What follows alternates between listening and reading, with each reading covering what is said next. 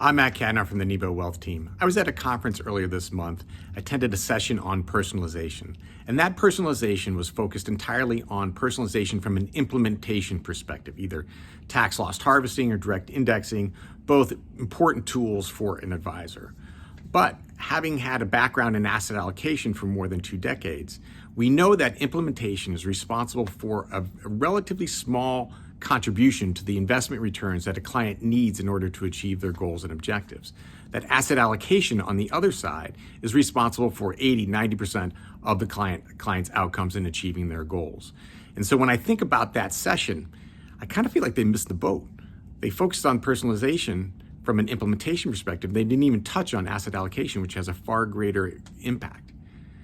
And so that's exactly what we do here at Nebo Wealth, a goals-based investment process, taking a financial plan or using Nebo's light financial planning tools, connecting that with a portfolio, either a model portfolio from a series of models or a bespoke portfolio that maximizes the likelihood of achieving a client goals.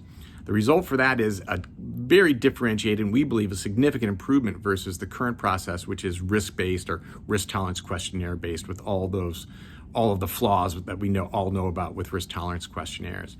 But importantly, what we hear from Nebo advisors is that this goals-based investment process gives the Nebo advisor a competitive differentiation, a different way of doing things versus the old school methods that everyone else is using. So if you want to learn more about Nebo, please don't hesitate to reach out.